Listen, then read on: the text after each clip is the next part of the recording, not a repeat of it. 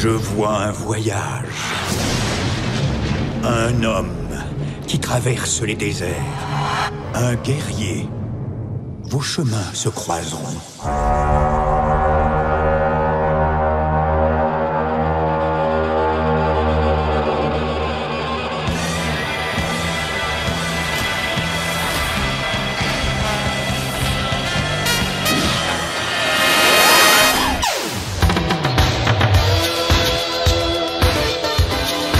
Bienvenue à un nouvel épisode du podcast dont vous êtes le héros, le podcast où nous discutons des livres-jeux.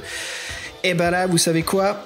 On attaque un livre qui a été élu par nos Patreons et c'est un Ian Livingstone, ce qui veut dire, moi je vais commencer, Fred. Ah, oui, c'est pas du café, exactement. Ah non, ça veut tout dire pour aujourd'hui parce que on a morflé. Fred, comment ça va, mec? Ah bah ça va, content de te retrouver en pleine forme, je vois ça. Ça fait du bien de revenir sur les défis fantastiques, qui est quand même notre fonds de commerce. Et après, il y a Livingstone, c'est vrai que ça fait 2 fois qu'il est choisi par les Patreons pour faire une aventure. Il y a les combattants d'autoroute et maintenant le Temple de la Terreur. Une première pour moi, le Temple de la Terreur, et le nom de l'auteur fait peur, donc me fait un peu peur. Mais je suis content d'avoir fait cette aventure, d'avoir ajouté ce titre à mon histoire avec les défis fantastiques. Et moi, Ian Livingstone, quand même, malgré ses défauts, je commence à l'apprécier. Même s'il y a beaucoup de choses à dire sur le Temple de la Terreur, qui, je pense aussi, doit être très connu et fait partie des titres phares. Et c'est pour ça que nos Patreons l'ont choisi, quoi. Alors écoute, je suis en train de boire une Saranac, une bière américaine. C'est d'ailleurs américain grec, ce sont les bières aux blueberries. Ah oui. Et ça fait bien plaisir. Ouais, pas trop sucré, très très léger, mais avec un petit goût de blueberry dans une blonde belge même, je dirais.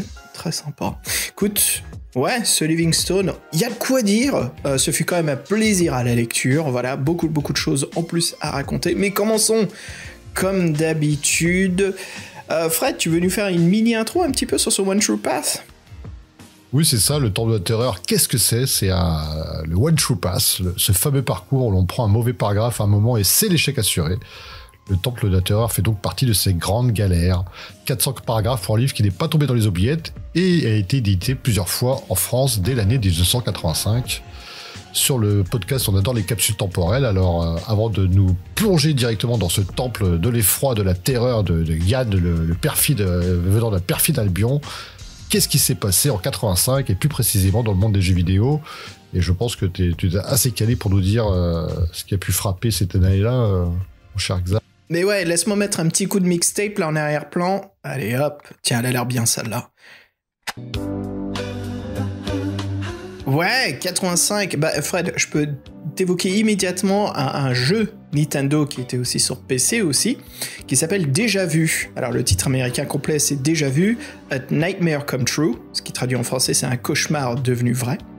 Alors, de quoi il s'agit? Ce jeu vous dit déjà peut-être rien, mais si vous êtes fan de Shadowgate, ce qui est notre podcast épisode 31, vous connaissez forcément un petit peu peut-être ce qui est Déjà Vu, car c'est fabriqué par la même production de jeux vidéo, le même studio.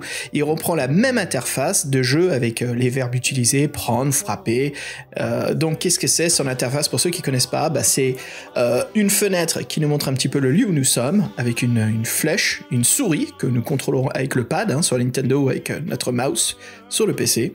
On se balade, on récupère et en gros c'est un jeu d'énigmes. Mais celui-ci Déjà Vu, il est assez spécifique parce qu'il ne fait pas d'heroic fantasy, mais il fait le polar américain. Vraiment sympa. En plus, le boîtier Nintendo, il a un petit côté Dick Tracy avec un mélange de Humphrey Bogart. Tout ce qui manque, c'est un petit Maltese Falcon dans le coin. Et voilà, on y est carrément, on s'y croit. Donc, un point and click très prenant qui sortira sur les ordinateurs de l'époque. Comme je disais, Apple, Mac, OS, Atari ST même. Et en Europe, l'Amiga. Alors voilà, quelques années plus tard, il sortira bien sûr sur la Nintendo. Il est édité par Ecom Simulation et on vous le conseille car c'est un jeu très prenant. Et d'ailleurs, aujourd'hui, si même vous avez une Xbox 360, même un modèle aussi un peu plus ancienne génération, ou vous avez aujourd'hui, je pense même la nouvelle Xbox ou la PlayStation 4 ou 5, vous pouvez trouver sur la boutique d'applications un pack avec Déjà Vu et Shadowgate, tous les deux ensemble pour des pesos, quoi, quelques pesos. Très sympa. Et d'ailleurs, moi, ça me prend des fois la nuit, Fred, quand je rentre tard du taf. Je me fais un petit Shadowgate ou un petit Déjà Vu parce que je les connais tellement par cœur que c'est juste amusant de faire des jeux où on connaît exactement les puzzles et tout et de se balader. Après, ça devient un petit peu un speedrun qu'on fait soi-même, c'est juste pour s'éclater. Parce qu'on aime la musique, l'ambiance, et puis ça nous plonge dans la nostalgie pendant qu'on entend les grillons dehors et ce vent frais de la nuit d'été qui passe à travers la fenêtre. Comme un air de Déjà Vu. Hey, oh purée, le mec, mais il a la pointe, quoi. C'est bon, ça. Bon, bref. Non, c'est sympa, ça donne envie. Et puis, je pense que les point and click, c'est vraiment le genre de jeu très relaxant, quelque part. Qu'il faut réfléchir souvent, donc c'est plutôt des jeux qu'on peut recommander. Quittons 85 pour revenir à notre époque et discutons immédiatement. Plongeons, Fred, dans le temple de la terreur. Donne-moi ton meilleur rire diabolique. Putain, il y avait des mecs qui dorment. C'est pas possible. C'était pas mal, ça. C'est très très bien, c'était très mignon en plus. Comme quoi tu protèges tes enfants de ton alter ego. Ouais. Alors, comme d'habitude, discutons de cette couverture. Le temple de la terreur, illustré bien sûr par le très grand Chris Achilleos qui nous a quittés en 2021 mais qui a laissé un linéage, une collection d'œuvres d'art impressionnantes et bien sûr inoubliables, depuis son poster de heavy metal jusqu'à ses livres et ses couvertures pour les Fighting Fantasy, bref, un legacy impressionnant. Mais le Temple de la Terreur est quand même une couverture, je trouve, super cool. On dirait un petit peu une couverture de module d'aventure de jeu de rôle, quoi. Je vais la décrire, cette couverture qui est très iconique, hein. Je pense que ceux qui ont même feuilleté vite fait les livres vont faire « Ah ouais !» Donc, où sommes-nous ? Quel est ce décor ? Eh ben, nous sommes devant une entrée d'un temple qui est, on dirait, un peu dans les sous-sols d'un désert, car le sol n'est pas de la pierre, mais du sable. Et devant nous se trouve une arche fabriquée de pierre, avec sur les côtés des collections abondantes de boucliers et d'armes. Mais quelque chose nous bloque le passage, c'est un monstre, une sorte de serpent, corps de serpent avec le haut d'une créature à deux bras, qui porte une hache à une main et un buckler à pointe, même un grand bouclier rond à pointe qui est prêt justement à nous dégommer, qui nous intimide. On peut déjà entendre son cri strident d'humanoïde serpent monstrueux et qui justement est prêt à la bagarre. Et je peux même critiquer vite fait à l'avance, Fred, que c'est une couverture qui évoque bien ce qui va se passer dans ce livre, parce que mon Dieu qu'il y en a de la baston. Ah oui, c'est vrai que ça. Moi, j'ai fait la liste de toutes mes rencontres d'ennemis. Des fois, un paragraphe, t'as un ennemi, le paragraphe suivant, t'as un autre ennemi. Et le paragraphe d'après, t'as encore un troisième ennemi. Oui, c'est fort probable. Un peu moins, mais il y en a quand même. Alors, voilà, je décris la couverture. Fred aussi, ses couleurs, ses intonations, j'aime beaucoup, parce que comme l'aventure se passe dans peut-être un décor typique Sahara, hein, on est bien dans cette sorte de heroic fantasy dans l'Égypte ancienne, et entre autres des tons chauds, du jaune, même la pierre est un peu verte, ce qui est sympa parce que ça montre un peu cette érosion qu'on pourrait trouver dans les bas-fonds humides sous les hautes températures du désert. J'aime bien ce petit détail de Chris Achilleos qu'il a fait sur cette couverture. Non, ouais, c'est vrai qu'elle intrigue, elle est bien faite, les couleurs sont chaudes et ça met une bonne ambiance. Hein. Il y a quand même un monstre qui nous fonce dessus, mais elle fait bien son office. Chris Achilleos, voilà, c'était un grand illustrateur britannique. Il était illustrateur de la couverture de la première édition française. Il est né en Chypre en 1947. Son père meurt alors qu'il était très jeune et il est élevé par sa mère et sa grand-mère qui ont dû vite trouver du travail pour vivre ou survivre. Et justement, ce qui entraîna Chris souvent à aller dehors, explorer. Il aimait grimper dans les arbres, observer la nature, jouer avec les autres enfants de son âge. Et quand il eut 12 ans, sa mère décida de changer de pays suite à des événements très violents qui se passaient en Chypre. Et voilà, ils sont partis donc vivre à Londres, lui et ses 3 frères et sœurs. Alors, ce fut un choc pour Chris qui découvrit une autre vie et une nouvelle culture dans un pays dont il ne connaissait pas la langue. Voilà, il abandonna tous ses amis et la nature ensoleillée qu'il aimait tant. Et il s'isola et passa ses journées dans sa chambre pour dessiner encore et encore, et découvre justement la bande dessinée et décide de devenir dessinateur. Alors ce déclic le fera bien travailler à l'école pour justement aller plus tard dans une école de beaux-arts, et encouragé par ses professeurs, voilà, il a vraiment tout ce qu'il faut pour s'émerveiller, s'épanouir dans son talent. Il aime dessiner des gladiateurs, des barbares, on sent tout de suite son penchant pour l'heroic fantasy, et voilà, il apprend justement la peinture à l'aérographe. Une fois diplômé, il enchaîne les illustrations pour les maisons d'édition et les agences de publicité. Le voilà parti en tant que freelance à justement nous créer des couvertures inoubliables. Sa renommée devient au fil du temps internationale. Il travaille également pour l'industrie musicale et cinématographique. Son œuvre la plus connue est l'illustration pour le film Metal Hurlant, Heavy Metal, voilà. Et en fin de carrière, voilà, il dessine de moins en moins pour les éditeurs, mais juste pour lui-même, pour sa propre satisfaction, pour sa passion, voilà. Donc il meurt en 2021 à l'âge de 74 ans.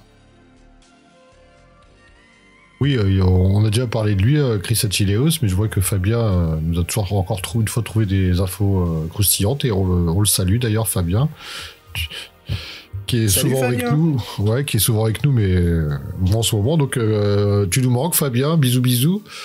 Et oui, pour enchaîner, donc, vous savez qu'il y a aussi des nouvelles couvertures pour les éditions françaises aussi, les éditions Gallimard entre 2005 et 2007, et là c'est Martin McKenna qui les avait réalisés, qui était anglais, qui était très freelance, mais qui pour le coup travaillait pour divers éditeurs.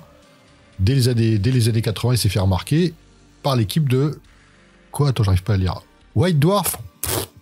C'est quoi ça ? Je connais pas. Et on lui confiait des travaux... Ouais, ça veut rien dire, c'est un nom à la con en plus. On lui confiait des travaux pour les jeux Warhammer 40 000. Putain, mais c'est quoi ces trucs de niche ? Je comprends. Pourquoi il y a autant de numéros ? Ouais, ça sert à quoi, 40 000 C'est le poids du marteau, 40 000 kg ? Ouais, ça doit être ça, ils sont pris pour tort. Bref. Donc, pour revenir à Martin McKenna... jamais je dépenserai mon argent là-dedans, moi. Oh, jamais, ça m'arrivera jamais. Il est aussi employé pour travailler sur les cartes Magic the Gathering. Mais putain, mais personne connaît ça. Wizards of the Coast. Attends, c'est quoi Magic the Gathering ? C'est quoi ? C'est pas un truc qui a jamais marché, là, le jeu de cartes bidon ? Jeu de cartes, c'est ça. Il y en a tellement. Ouais, il y en a tellement. Comme si un jeu de cartes, ça pouvait être connu, quoi. Oh là là, n'importe quoi. Bon, et malgré tout ça, il reçoit le British Fantasy Award du meilleur artiste en 95. Touche à tout, il aimait aussi l'écriture. Il est l'auteur de 2 livres sur l'art numérique et travaille également sur la conception pour les jeux vidéo chez Eidos Interactive. Je sais pas pourquoi, mais tout ça me semble lié dans un fil inextricable entre plein de choses. White Dwarf, Eidos, Défi Fantastique, je sais pas pourquoi. Ça me... Il y a Martin McKenna qui est là avec son magazine, ses figurines 40 000, ses cartes Magic, et au-dessus de lui, dans une grande silhouette avec ses mains qui sont par-dessus, il y a Ian Livingstone. The Puppet Master. Master. Il nous lâche pas eux en ce moment. Cool. Nope. Et donc la naissance de son fils lui donne envie de travailler dans l'illustration jeunesse. Les nounours et animaux dessinés de sa main changent des monstres et autres créatures qu'il aime tant dessiner. Et la couverture, donc pour ceux qui la connaissent du Temple de la Terreur, on va dire la nouvelle couverture, c'est ça fait un peu Seigneur des Anneaux, le film, un orc de gros plan avec son faciès de brute, sa cotte de maille, avec son épée qui lui barre un peu le visage. Plutôt classique, c'est vrai que la première édition était plus saisissante, plus structurée, mieux quoi, tout simplement, moins lambda, moins passe-partout. Après, elle est de très bonne qualité, hein, c'est du très bon boulot quoi. Et d'ailleurs, pour revenir sur Martin McKenna, c'était un passionné de cinéma, de balades, de lecture. Il était donc britannique, il déménage en Écosse pour encore plus de découvertes, de beaux paysages. Et malheureusement, l'année de son déménagement, il se suicide en 2020, quelques mois après son arrivée en Écosse, à l'âge de 51 ans. ouais, c'est un peu tragique comme de dire on va déménager pour une vie meilleure et tu te suicides derrière. Ça me laisse silencieux. C'est choquant, quoi. Ouais. Est-ce que c'était c'était pas forcément le bon choix ou c'était une excuse déjà? En tout cas, tu sais, il y a peut-être des années de, je sais pas, de déprime avant cela, tristement. Mais il a su bien creuser dans sa dépression pour nous créer des œuvres d'art inoubliables. Hein. Ouais, on dit que souvent les artistes sont des écorchés vifs, il en faisait peut-être partie. Hein. En hommage à sa belle personne et à son talent, un fonds commémoratif a été créé pour proposer des ateliers artistiques aux enfants défavorisés au Royaume-Uni. Voilà, donc Martin McKenna, on plaisante à White Dwarf, Warhammer 40 000, The Magic, tout ça, forcément, vous savez... on connaît, on a usé et écumé, on a dépensé des sous là-dedans. Ouais, pour ceux à qui c'est leur premier podcast dont vous êtes le héros, bien sûr, avec Fred. On est mordu en fait tellement qu'on en cause à chaque fois qu'on les évoque. Maintenant, on préfère plus rien dire, quoi. Sinon, on s'arrête pas. Oui, il faut qu'on arrête de parler d'eux. Et encore, je trouve que de notre Blanchitsu, ça fait longtemps qu'il n'est pas apparu. Hein. Ça, il est sous roche. Bah, ça sera l'occasion d'en causer dès qu'il réapparaîtra. Il est peut-être temps maintenant d'évoquer l'auteur des couvertures, des dessins intérieurs. Ouais, évoquer, ça avait été vraiment évoqué, hein, survolé, j'ai envie de dire. Oui, Bill Houston, voilà, aucune info ancienne ou récente sur Bill Houston, voilà, c'est illustrateur des dessins intérieurs du livre, et on n'a rien trouvé sur lui. Il existe bien un anonyme anglais qui travaille pour des sociétés de jeux, justement, jeux de plateau, qui se vante d'avoir fait de tonnes d'illustrations pour plein de médias depuis les années 80, mais il ne précise pas lesquels, voilà. On ne va pas prendre de risque et dire que c'est lui, surtout que son trait actuel, très arrondi, est totalement différent des dessins que l'on peut trouver dans le Temple de la Terreur. On n'en saura pas plus, sauf que Bill Houston a travaillé pour 2 numéros du magazine White Dwarf. Mais c'est pas possible, encore eux. Mais c'est pas possible, ils sont partout. Mais qu'est-ce qu'ils foutent là? Mais encore eux. Encore eux. Et puis, en parlant de tout ça, bien sûr, ça nous amène à l'un des 2 créateurs. Fred, fais-nous une petite introduction rapidos, parce que moi, j'ai envie de te parler d'un jeu vidéo sur justement le Temple de la Terreur, mais là, cause-nous de Sir Ian Livingstone. Oui, Sir Ian Livingstone, qui a été adobli, hein. Chouette pour lui. Livingstone, j'ai envie de dire, comme dit Fabien, on en a tellement parlé sur le podcast, on a tout dit. Vous connaissez l'animal. On va faire une petite biographie rapide. Donc, né en 49 au Royaume-Uni, il a 36 ans lorsque le Temple de la Terreur sort. C'est l'un des cofondateurs du Games Workshop qu'il a créé en 75. Il raconte d'ailleurs tout son parcours dans un livre qui s'appelle Dice Man, avec une super couverture. Avec je sais pas trop ce qui se passe, mais un barbare qui joue au dé avec un jeu avec un chevalier. Ouais. On vous le conseille, ce livre. Moi, je l'ai lu, Fred. C'est vraiment toute l'histoire de la création du Games Workshop et de la culture. Comme si ça intéressait quelqu'un, mais franchement, mais... Ah putain, ils sont partout. Et oui, donc le livre est en français. Il est sorti cette année chez les éditions Inis pour 40 €. Voilà, vous savez tout. Mais il a l'air très, très beau livre, couverture rouge avec le Games Workshop qui apparaît bien, c'est cool. Leur logo, il n'a pas changé depuis des années, moi je trouve ça cool. Sachant que pour Ian Livingstone, son premier livre dans d'autres héros, Le Sorcier de la Montagne de Feu, était sorti en 82 avec son ami Steve Jackson. Coécrit, oui. Coécrit, ouais. Ils aimaient beaucoup les jeux vidéo et en 80 c'était un peu la bonne époque. Ils ont créé la société Eidos. Alors ils l'ont acheté. Ça, ils aiment bien dire ça. J'ai remarqué dans les interviews, les reportages, mais c'est avec tout la thune qu'avait Ian Livingstone, il a acheté en fait Eidos parce que Tomb Raider c'était tellement une bombe atomique qu'il s'est dit c'est le moment d'investir dans ce studio. Tiens, je vais pécho la licence. Ben voilà, il a eu le nez fin. Et qui leur a mis la pression. J'ai regardé tout un docu en fait sur les créations des jeux Tomb Raider et en fait les mecs ils étaient poussés à bout, nerfs à vif pour sortir le premier jeu qui est devenu bien sûr culte aujourd'hui, mais Ian Livingstone quand ils ont fait l'achat pour le 2 et le 3 ils leur laissaient des deadlines mais horribles quoi. Les gens ils avaient pas de vacances, ils bossaient 60 heures par semaine. Tu vois déjà qu'à l'époque je me dis mais merde Ian, t'aurais pu être plus cool avec ces gens, mais bon, que veux-tu. Je pense que c'est pas dans le genre de l'animal d'être cool. Hein. Non, il a l'air très... C'est peut-être un créateur et peut-être que c'était un maître du donjon, mais Ian, il a l'air quand même assez difficile si c'était ton boss. Bah surtout qu'il a un caractère maître d'école, parce que la preuve, il s'intéresse au monde de l'éducation et il a donc ouvert une école qui porte son nom forcément en 2021 avec de nombreux cours informatiques, en plus des cours traditionnels. C'est la Livingstone Academy située à Bournemouth. On l'appelle Sir Ian Livingstone, qui effectivement en 2022 il a été anobli, devenu chevalier Knight Bachelor pour ses services rendus à l'industrie du jeu vidéo en ligne. Donc renommé grâce à Eidos plus que par les défis fantastiques.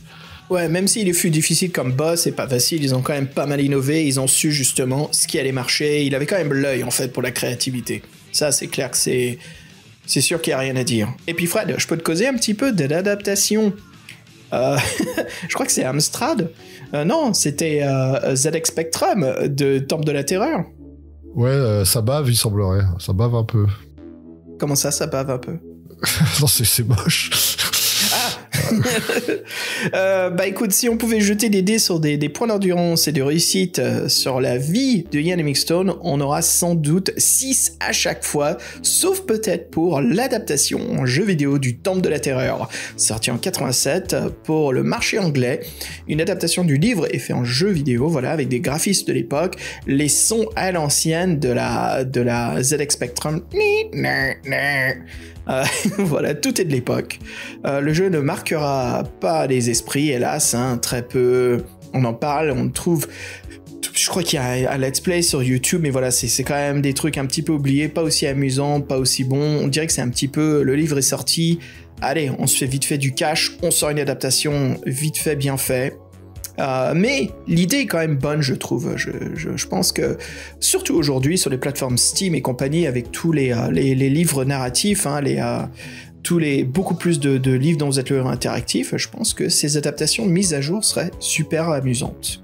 Voilà, et puis, un petit dernier. En France, la traductrice Denise May, hélas, encore une traductrice de l'ombre, Denise May, voilà, on aimerait en parler, mais on ne sait pas grand-chose. Fabien, justement, nous a dit qu'il a fouillé l'internet, il a utilisé même plein de moteurs de recherche et il n'a rien trouvé, voilà, très difficile.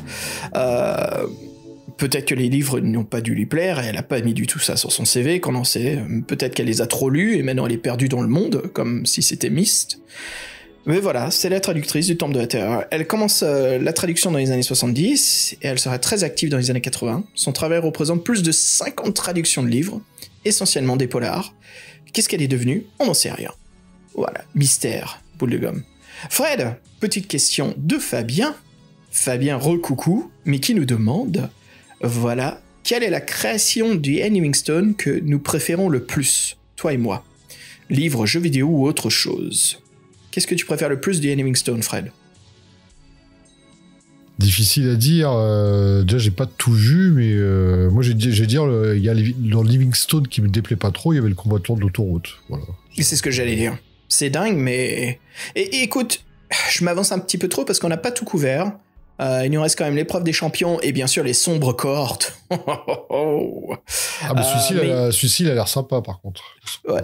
Et une chose, moi, qui me plaît, en tout cas, de Ian Livingstone, c'est... Ah, tu sais quoi, moi j'aime bien la sorcière des neiges. Même si c'est très linéaire, très difficile et très impardonnable, un classique Ian Livingstone One True Path, l'aventure est quand même fantastique. Peut-être aussi qu'il y a un grain de nostalgie, comme c'était l'époque de transition au podcast dont vous êtes le héros. Mais il tient une place spéciale pour moi, ce livre. L'aventure est une ressource parfaite pour créer une campagne de jeu de rôle en utilisant n'importe quel système de jeu d'heroic fantasy. Eh ben écoute, nous y voici. Nous allons bientôt attaquer l'aventure. Nous partager avec vous, les auditeurs, ce qui nous est arrivé. Vous allez voir que c'est un petit peu linéaire, parce que c'est un Ian Livingstone, il n'y a pas vraiment beaucoup de choix différents l'un de l'autre. Hein. Voilà, ça va être rigolo d'en parler. Mais on se retrouve immédiatement après. Fred, allez, un petit morceau de indie trash metal, ça te dit? Oui, et puis Merciful Fate, c'est un nom qui pèse quand même, donc je suis content qu'on l'ait sur le podcast. Et puis moi je découvre, hein, je connais de réputation beaucoup, les morceaux que je connais, je trouve ça vraiment sympa, donc allons-y gaiement, faisons-nous plaisir. Ben ouais, en plus, tu sais, c'est sympa, on en a parlé la dernière fois au 400e avec Lorkéane, avec qui j'ai partagé l'album, donc je serais curieux. Peut-être au prochain 400e avec lui, on pourra causer musique tous les trois. Ouais, parce que c'est vrai qu'on parle beaucoup musique Metallica, surtout sur les podcasts natifs pour le Patreon, mais... Bah, moi, je t'attends pour causer Suicidal Tendencies, hein. T'as écouté ou pas? Ouais, j'ai fait mes devoirs. Oh, mais oui, mais il va être bon ce 400e. Alors, qu'est-ce que c'est le 400e? Pour ceux qui nous écoutent, ne connaissez pas, nous avons un Patreon. Voilà, pour un petit montant tous les mois, on vous offre beaucoup plus de petites émissions, de vous faire participer, voilà, à du jeu de rôle, à des votes. Et voilà, de nous rejoindre sur le Patreon. patreon.com/pdvelh. Mais voilà, bien sûr, aucun souci, car nous allons quand même continuer pendant de très longues années le podcast dans Vous êtes le héros. Mais voilà, cet argent nous aide surtout à subventionner les serveurs, les applications. Voilà, allez, Fred, c'est parti avec Merciful Fate, Black Funeral. À toutes.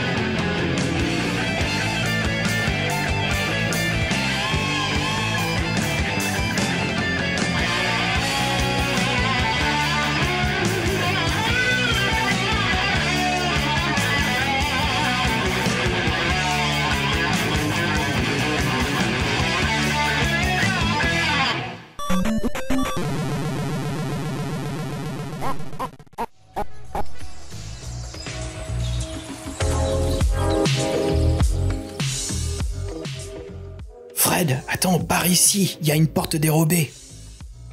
Bon, dérobée par qui? Ah non, dérobée, c'est-à-dire... Qu'est-ce que tu me racontes? Je comprends rien. Putain, je flippe, mon gars. Ah mais oui, en plus, tu sais que s'il y a Livingstone, c'est sûr qu'on va mourir sur notre premier essai. Mais oui, putain, c'est notre premier essai. Non, mais on voit un clone, je sais pas. Il y a un robot, une IA, mais pas nous, quoi, tout sauf nous. Oh non! En plus, c'est sûr que si on avait des jets de dés pourraves, c'est sûr que notre habilité, elle va pas durer longtemps si on n'a pas au moins 10. Moi j'ai 7, 13, 7 en caractéristique. Ah ouais, putain, t'as bien roulé, toi. Moi, tu sais que je me suis fait entuber, hein. J'avais une habilité de 6, laisse tomber, je servais plus à rien. Hein. Ah, on est mal barré. Non! Attends, il y a un monstre! Oh merde, ils viennent croquer la tête de Fred. Juste pour m'amuser en montage. Mais ouais, écoute...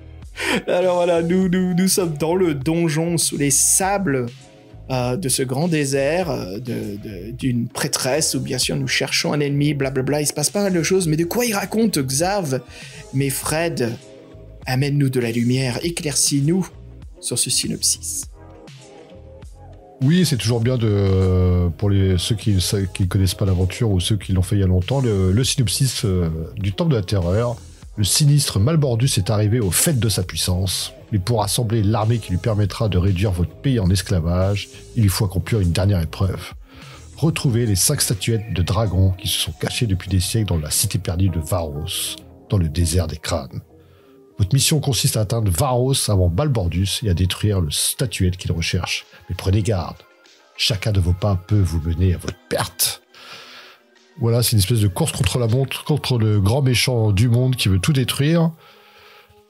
Et ce qu'on peut noter tout de suite, c'est qu'il y a 5 statuettes à trouver et que ça part mal. Parce que tu sais qu'il va falloir les trouver les 5 et pour les trouver, t'auras qu'une seule chance à chaque fois. Donc, moi j'ai fait aïe aïe aïe tout de suite, quoi. Bon, voilà. 5 statuettes, survivre 3 environnements différents. Et c'est du Ian Livingstone. Et si vous n'avez pas récupéré certains objets tout au début de votre lecture, et ben vers la fin du livre, vous êtes foutu. Ouais, c'est un livre hard mode. C'est un peu vraiment s'il y avait un système qui notait les difficultés des livres-jeux, je pense que le Temple de la Terreur serait peut-être parmi les plus difficiles, tellement qu'il est rough. Il y a tellement de monstres à buter. Si vous avez vraiment une habilité, une endurance très faible, vous n'allez pas faire long feu, même si vous avez récupéré des objets qui vous donnera un petit plus 1. Des fois, c'est pas suffisant parce que à la fin du livre, l'habilité, certains ennemis ont 10 et 11. Donc c'est... Yo! Ah non, ils sont tous boostés, les Ils sont tous boostés. Ouais, bien dit. Ils sont tous Uber, tiens, voilà. Ouais, ils sont tous Uber. Fred, parle-nous un petit peu des règles, parce que on retrouve un peu des marques de son acolyte, Steve Jackson, au début de ce jeu, en choisissant des pouvoirs magiques. Oui, alors au niveau des règles, c'est la seule différence, en fin de compte, c'est vraiment le système classique des filles fantastiques, avec les 3 caractéristiques, les 2 dés de 6, bon bref, tout le monde connaît. La petite subtilité, c'est une jolie intro, avec le fameux Yastrobo, et c'est vrai que c'est intéressant, l'intro est très... nous apprend plein de choses, et assez bien faite. Entre guillemets, donc nous on est un aventurier, on pense les plaies de notre dernière aventure, dans une ville qui a l'air d'appartenir aux nains.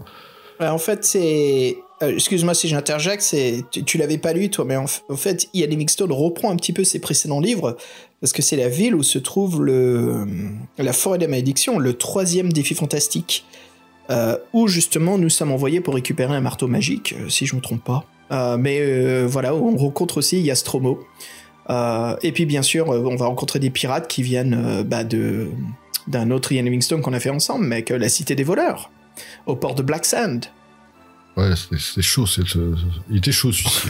Ouais, mais c'est sympa parce que tu sens vraiment l'univers établi de Ian Livingstone, un peu les points communs, et avec Steve Jackson, bien sûr, hein, tout le monde du Titan avec continent d'Alancia, quoi.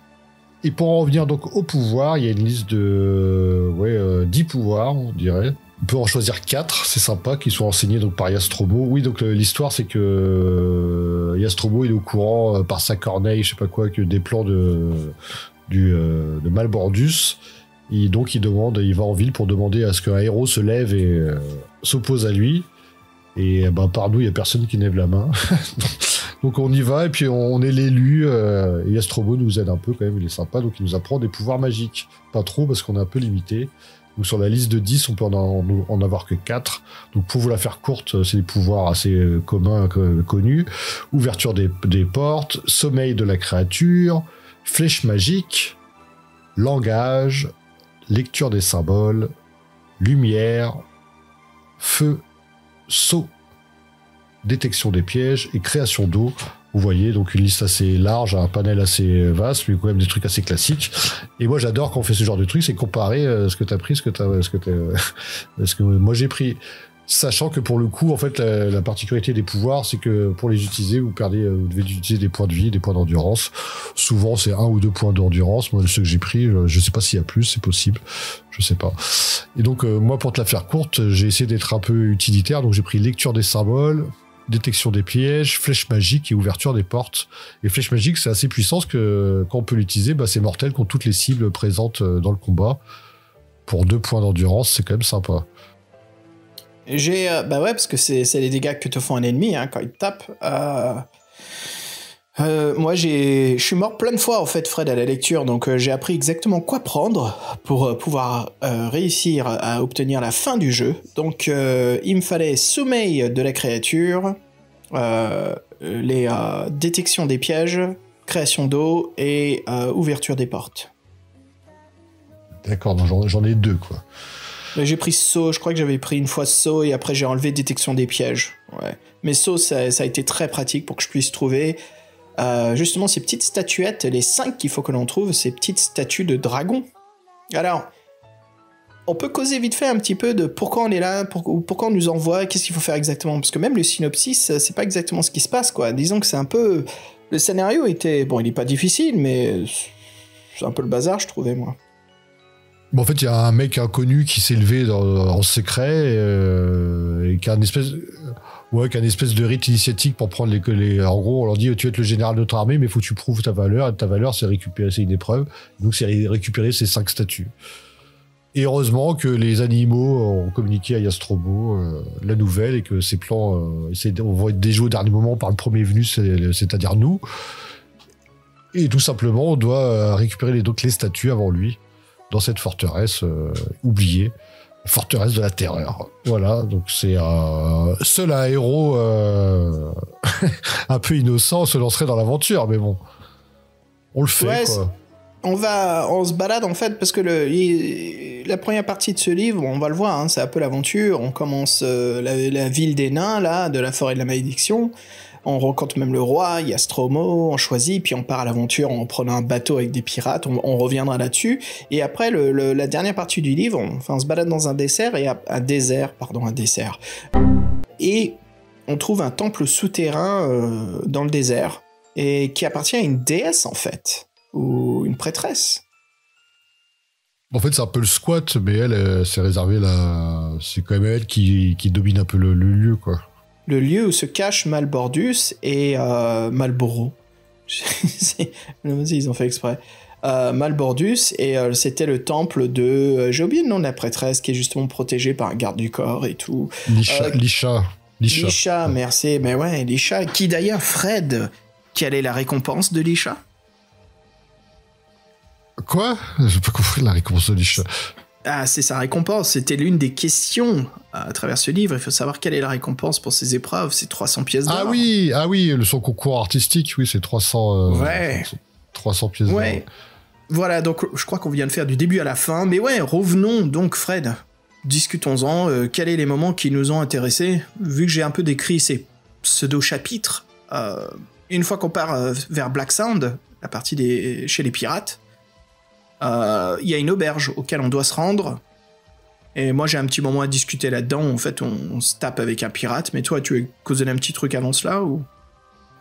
Bah c'est marrant, moi l'auberge je l'ai pas croisé.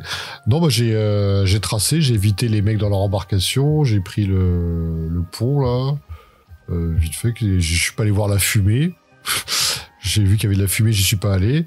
Et après il y a une harpie qui arrive, mais Yastrobo nous aide avec un aigle géant. Moi, c'était ça. Et puis, en fait, après, il y a un ptérodactyle. C'est ça, moi, mon intro. Ouais, je reviens, moi. Ce qui m'intéressait, c'était l'embarcation pour Black Sand. On monte à bord d'un navire pour le port le plus terrible du monde des défis fantastiques, voilà, situé dans le monde de Titan. On peut même marchander son prix pour monter à bord du vaisseau. Tout ça, bien sûr, c'est pour nous rendre chez Malbordus. Et il y avait plusieurs moments qui m'ont étonné. Je me suis battu contre 2 pirates qui ont essayé de me couper la gorge en cherchant une auberge. Genre, non, mais viens, on va t'emmener à une auberge pas chère. Ok, je suis un idiot, je sais très bien qui, Ian Livingstone, il me tend un piège. Et voilà, c'est coupe-gorge, je les bute et je récupère des objets. Et tu vois, c'est des objets spéciaux, quoi. Je me dis, une clé d'argent. Oh là là, me dis pas que cette rencontre bidon dans une rue va me donner un objet qui est crucial pour la fin du livre. Et bien sûr, c'est le cas. Et je t'admets que je souffle déjà tout seul. Je suis dans le canapé dans le salon. J'ai mis un petit disque en arrière-plan. Et je commence déjà à souffler. Ça y est, voilà, je retrouve les... En tout cas pour moi, les trucs qui me font chier d'Ian, quoi. Et j'étais sûr que c'est un objet crucial. Et puis je continue l'aventure, et je me tape contre un pirate dans une auberge, il me bouscule en descendant les escaliers. Je renverse sa bière, ou c'est plutôt lui qui renverse sa bière, parce qu'il monte dedans. Et voilà, on se tape aussi. Et là, je retrouve un télescope, je me dis, mais putain, mais c'est des objets super spécifiques, quoi. C'est pas juste des pesos qu'on me donne. Et le plus en plus je joue à cette introduction, on trouve tous ces objets, je me dis, ok, cool, j'ai trouvé des trucs importants. Mais je commençais déjà à redouter cette lecture. Je me dis, mais merde, j'ai l'impression qu'on joue à un labyrinthe de la mort, difficultés élevées. Un cran au-dessus. En tout cas, c'est très intéressant ce que tu me racontes, parce que moi, les dockers, là, dans leur embarcation, il y a même un dessin qui est fait, on te dit bien qu'ils sont patibulaires. Moi, je me dis, je vais forcément avoir des embrouilles avec eux, donc j'étais pas allé les voir, j'avais fait mon chemin de mon côté. Mais donc, à vol d'oiseau, pour le coup, avec l'aigle aussi. Et je trouve que toute cette partie-là est vachement intéressante, et en plus, si tu récupères des... Parce qu'effectivement, moi, le télescope, ça me parle, par exemple. Assez rapidement dans l'aventure, on m'a demandé, est-ce que vous avez un télescope? Je fais, mais mince, où est-ce que j'aurais pu récupérer un télescope? Voilà, j'ai pas l'impression non plus de... Bon, moi, tu dis toujours que t'as pas fait tous les choix, mais là, je comprends mieux, ouais. Donc, je me dis, ouais, j'ai effectivement loupé toute une partie de l'intro. Et comme tu l'as dit, je suis d'accord avec toi, j'aime bien la création de monde que fait Ian, là, qui est super. On se balade dans les rues, voilà, on va quand même dans la forêt, chez Yastrom, il nous décrit même la petite marche à pied, tu vois, c'est juste un petit paragraphe, une petite ligne, mais il y a quand même une construction d'aventure épique. On sent qu'il essaie de construire ce souffle épique à travers, tu vois, de nous faire vraiment comprendre que on vient de loin quand on sera au 400e. Et je l'ai senti, ça, sur cette première partie.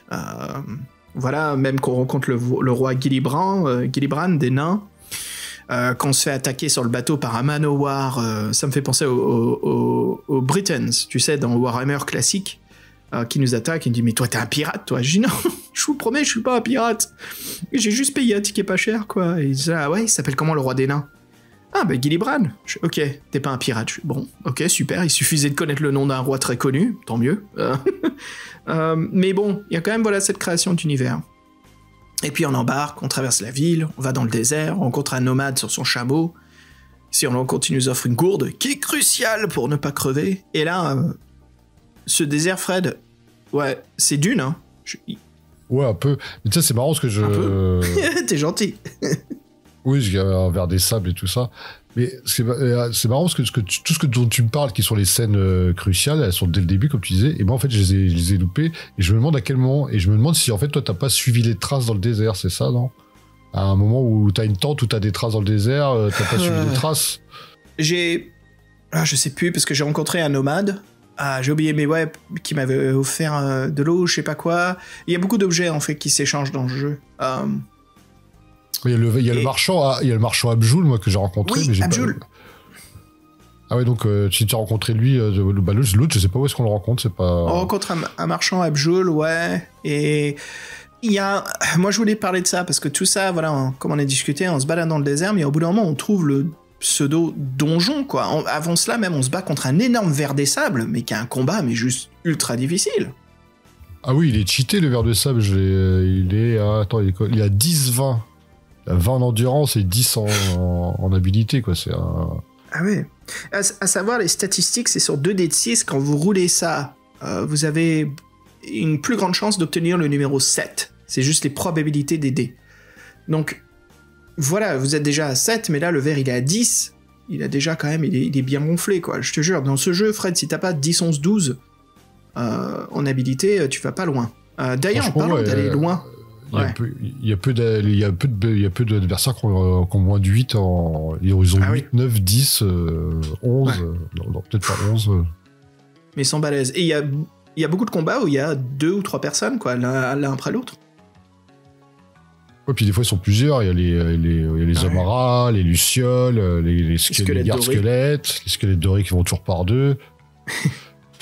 comme les témoins de Jéhovah.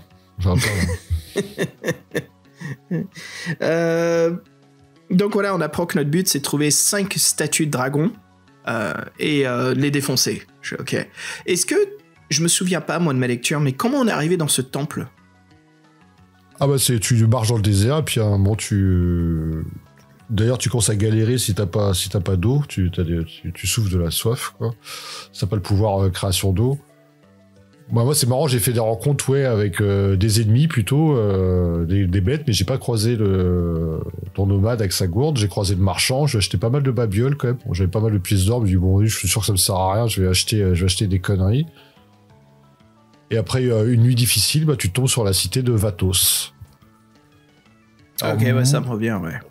Et ce que j'aimerais dire, moi, alors là, par contre, il y a un truc qui est génial qu'il a fait Ian Livingstone, il faut qu'à un moment lui reconnaître ça, c'est que des fois, il a quand même des bonnes idées. C'est d'avoir pensé à l'antagoniste, le messager fatal. Que tu rencontres dès le début du donjon. Alors ça, c'est excellent. Et pour ceux qui connaissent pas le messager fatal, en plus il est bien mis en scène, il surgit quoi, surgit de la nuit, il apparaît téléporté. Et lui le principe c'est qu'en fait il va nous tourmenter et qu'il va déposer des lettres, des écritures composant le mot fatal partout dans le donjon. Et si donc à la fin on aura lu toutes les lettres du mot fatal, et ben il viendra nous chercher et assistera à notre mort inéluctable. Donc c'est un peu le compte à rebours et le petit lutin, je vais pas dire le petit lutin, mais le petit génie sorti de sa boîte, bien relou, bien chiant, qui est très moqueur et très qui glace le sang un peu aussi. Et cet ennemi-là, j'ai trouvé que c'était une super idée. Ouais. Ça j'ai fait ah oui quand même ça c'est un ennemi dont je me souviendrai, quoi. Il apparaît dans le premier corridor. Vous rentrez, bam, il apparaît. Ça y est, bienvenue.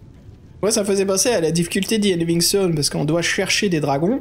Ça veut dire que si tu cherches trop à certains endroits, tu vas trouver justement les mots qu'il a déposés comme piège.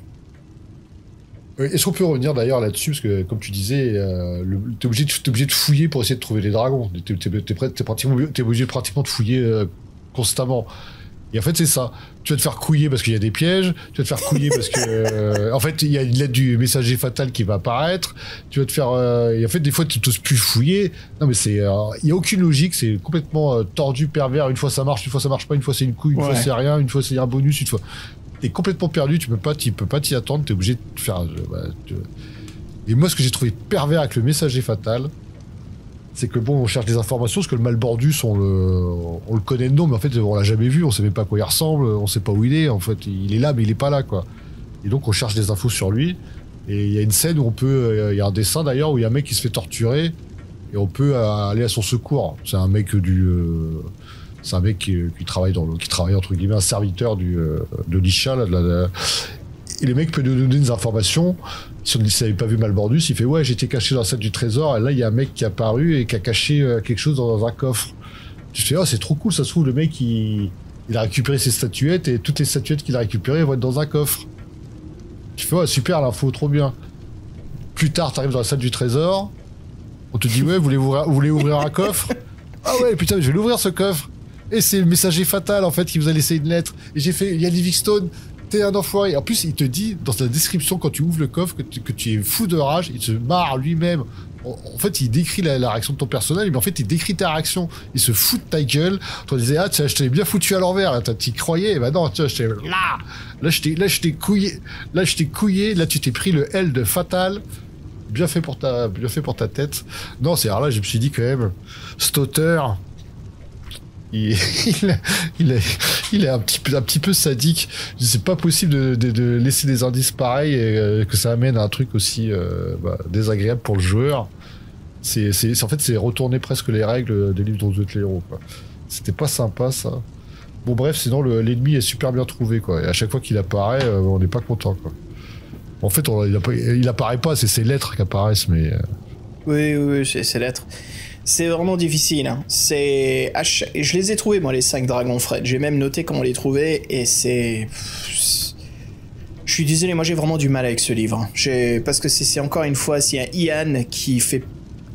au lieu de viser les choses qui m'intéressaient, il met double mise sur les trucs chiants de ses précédents livres, quoi. Les combats sont vraiment difficiles. Et il y a un truc que tu as évoqué tout à l'heure, c'est... Il n'y a pas d'indice. Il te dit rien. Tu te fais couiller, tu sais. Même les indices qu'il te donnent, des fois, tu te dis « Ah ouais, c'est super, c'est un des dragons qui est caché dans le coffre. » Et non, là, on tient dans ta gueule. Et pourtant, au début, il a fait un truc qui me remontait le moral. Quand on se balade dans le désert, il y a un oasis, au loin, et on voit des vautours qui circulent au-dessus de l'eau. Et... je crois que ma lecture, elle se faisait en moins de 2, donc je fais « Allez, c'est bon, ça me gonfle, je vais encore crever. » Est-ce que vous buvez de l'eau? Je fais, bah ouais, il faut que je bois. Ah, bien sûr, l'eau est empoisonnée, c'est pour ça qu'il y avait des vautours qui circulaient au-dessus. Crétin, pourquoi t'as pas analysé ça? Je fais, ok, mec. Ok, je vais prêter attention. Et puis, bien sûr, une fois qu'on est dans le donjon, il n'y a plus d'indices, quoi. Il y en a très peu, il y a quasiment rien, et c'est juste... est-ce que vous voulez fouiller le mur? Est-ce que vous voulez regarder pour une paroi secrète? Je fais, putain, mais pourquoi j'ai l'impression que je vais mourir, là?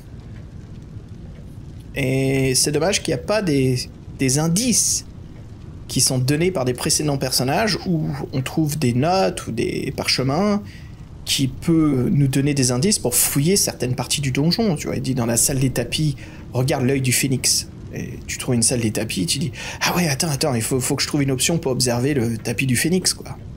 Ouais, non, il n'y a pas ça en fait. Et c'est frustrant. C'est frustrant, c'est encore une fois, c'est... Vas-y au pif, quoi. De toute façon, tu as crevé plein de fois avant de réussir ce livre. Et ce fut mon cas, hein. Je l'ai réussi au bout de la 5e fois.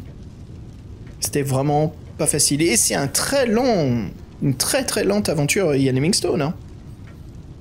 Bah, c'est ce que tu disais en off pendant la lecture, et nous aussi ce qu'on avait dit en off.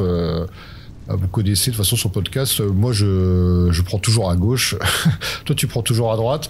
Il y a que 2 fois dans l'aventure où j'ai pas pris à gauche. Et dès le début, là, l'histoire des tapisseries, bien on a pris parce que derrière les tapisseries, il y a un ennemi, mais il y a aussi, pour moi, la première statuette, la statue de dragon en os, cachée dans un seau. Donc là, j'avais pris tout droit, les tapisseries, ça m'avait parlé.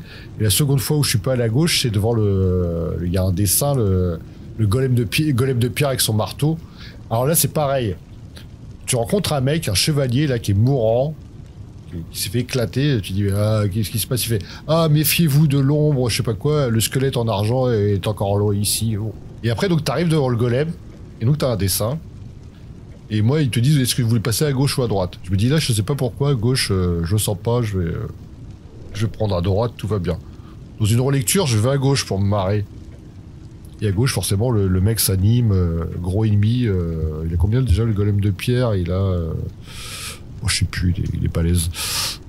Il doit avoir 200. Et là, en fait, ils te disent, vous êtes passé dans l'ombre de la statue. Et là, je regarde le dessin, mais je fais bordel à queue.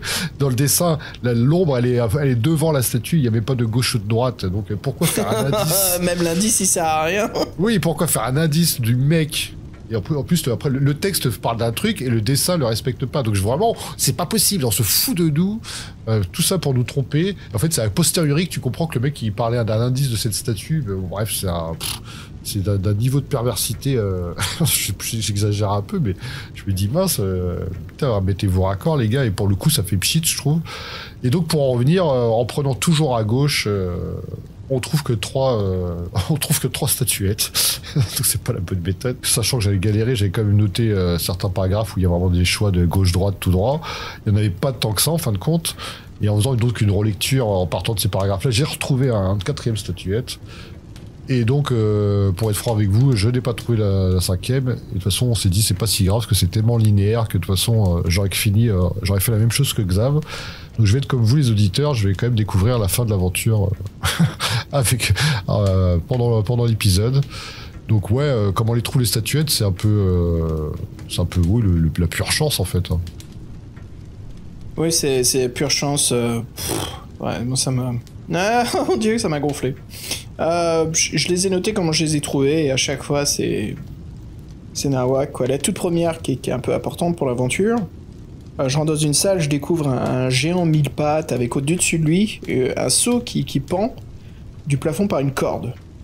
Une fois que je tue la créature, je coupe la corde et je découvre dans le seau l'un des dragons, le dragon qui est fabriqué avec des os. Ok, j'ai trouvé l'un des dragons et je vois que chacun va être composé de matériaux différents. Ok. Mais pourquoi est-ce qu'il y a un seau qui pend du plafond dans une salle où il y a un énorme mille-pattes? Moi j'aime bien quand l'univers a une crédibilité. Ouais, qui ait une raison, une cohérence, une crédibilité, une raison, un vécu, une histoire. Et là, pourquoi est-ce qu'il y a un seau qui pend du plafond? Quelle est la raison de ce seau? Il n'y en a pas, c'est juste... voilà, il y a un seau qui pend du plafond. Il y a plein d'autres endroits comme ça où je trouve les dragons et je dis mais ça n'a aucune... Je sais pas, ça me paraît pas mystique, c'est juste il y a un combat, voilà, j'ai obtenu un dragon, Yann il est content quoi, il se frotte les mains en se disant oh t'as une chance de réussir mon aventure, et moi je suis là à dire oh mais je me fais chier dans ton aventure mec. Voilà. Non, c'est... Il y a un autre dragon qu'on trouve, plus tard je rencontre un lutin, tu prends une échelle, tu montes vers le plafond, il y a une c'est lui qui donne le dragon, parce qu'en fait moi il demande des objets de troc et j'en avais pas, il demandait un télescope ouais. Ou un miroir, non pas un miroir, attends c'était quoi déjà qu'il demandait lui? Demandait des choses, ouais, je me souviens plus mais le télescope... Une clochette en cuivre, ouais, je les avais pas. Clochette en cuivre, parce que j'avais acheté chez quelqu'un, un vendeur, là, le collier d'écailles de sirène, j'avais trouvé pas mal de choses chez lui. Ah oui, moi c'est pareil, oui, chez Abjoul j'avais fait mes emplettes. Abjoul, ouais.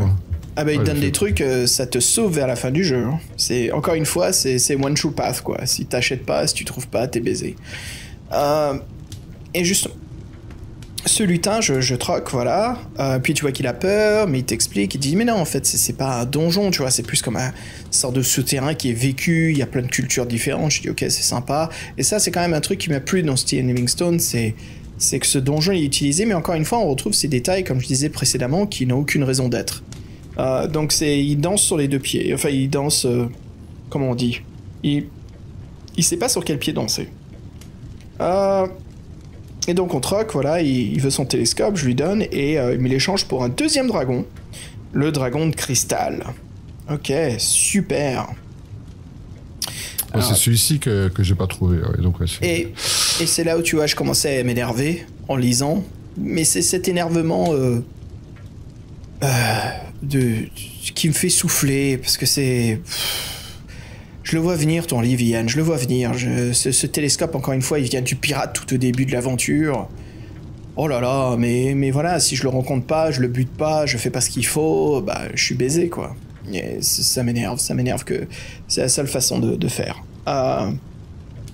Alors un autre, après, je suis tombé dans un bassin d'eau, je suis attaqué par un monstre tentaculaire, un bon petit Star Wars, mais j'ai un bracelet d'écailles de sirène, Joule, hein, qui me l'a vendu, et le monstre il est instantanément repoussé. Ah, Dieu merci, j'ai pas besoin de faire un combat. Je continue mon cheminement et je trouve une alcôve dans le mur, où je trouve une boîte, et dedans se trouve un dragon d'argent. Hé hé, j'en ai 3 sur 5. Génial. Et voilà, je continue à me balader dans ce donjon. Et le donjon, il y a beaucoup de passages. En fait, j'ai remarqué que énormément des choix dans l'écriture de Ian sont... Il n'y a pas 3 choix, souvent c'est 2 choix, pas plus. Oui, c'est ça, c'est rare qu'il y ait 3 choix. Non, et c'est pour ça que cette aventure est très linéaire. Il y a peu de différences. C'est un peu ces livres dans le héros qui sont construits pour réussir leurs difficultés, et pas vraiment pour vivre une aventure différente à chaque fois. C'est juste, voilà, c'est chaud, bonne chance. C'est un vrai dungeon crawler difficile, quoi. Mais ouais, alors vas-y Fred, raconte-moi un petit peu toi ce que t'as vécu dans tout ce bordel, parce que moi, voilà, il me reste plus que 2 dragons. Vraiment, des fois je m'amuse, des fois je m'amuse pas. Mais voilà, je m'amuse sur l'univers, mais le gameplay me gonfle. C'est un peu ça, parce que moi je me suis pris au jeu au début. Pour être franc, moi ça a commencé, donc il y a le messager fatal. Je décide de toujours aller à gauche. Je tombe sur un gnome lézard. Je rencontre le gnome que t'as rencontré là, mais j'ai ni de télescope ni de clochette, donc j'ai pas fait de troc avec lui. Après, je tombe sur le chien de la mort, une salle où il y a un peu des warnings qui sont marqués dessus, bah, t'y vas quand même. t'as le chien de la mort, il y a un dessin, faut se le farcir. Après, faut ramper dans un passage où il y a un piège qui est dissimulé, et tu rentres dans une salle qui est la salle de la terreur, où t'es choqué quand tu sors de là. Je crois que tu perds 4 points d'habilité, un truc dans le genre, un truc de malade. Tu ressors de là en sachant qu'en fait que tu peux faire le même trajet en sens inverse, c'est la porte de fer, n'y rentrez pas. Bon bref. Après t'es plus ou moins obligé de passer par les lucioles en groupe, l'horreur tentaculaire, là, le truc que tu as combattu dans l'eau, où on trouve le dragon. Et là il y a un ennemi qui change un peu, qui est le fantôme. J'ai trouvé un peu comme le messager fatal, qui était un ennemi qui a été bien mis en scène pour une fois. Je pense que tu es obligé de tomber sur lui. Que sur les deux aventures que j'ai fait, où j'ai fait des choix différents dans ces passages-là, je suis forcément tombé sur lui.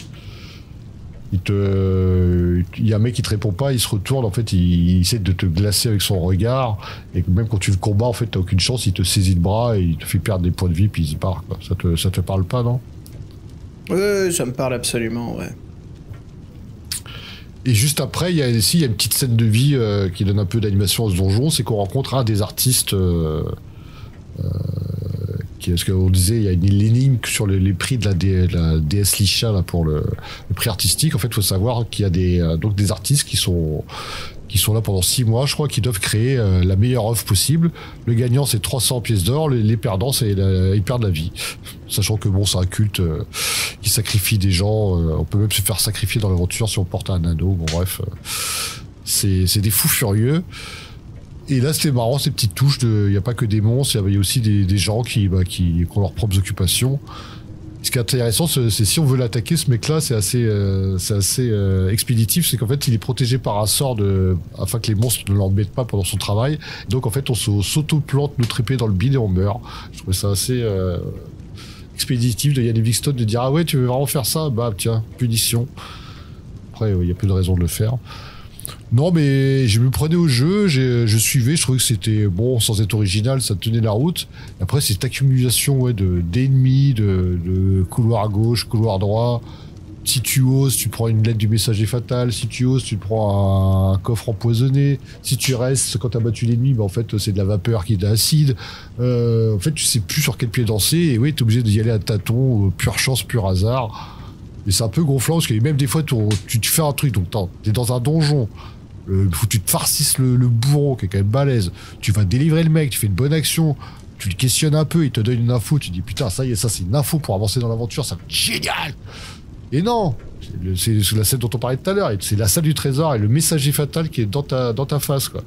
Je lui dis, ah mais voilà, il n'y a rien pour t'aider, c'est juste, vas-y, mets le doigt en l'air, hume ton doigt, et puis où tourne le vent, et voilà. C'est chiant, Et puis, ça fait vraiment suranné, old school, et l'accumulation d'ennemis cheatés, c'est pas non plus intéressant.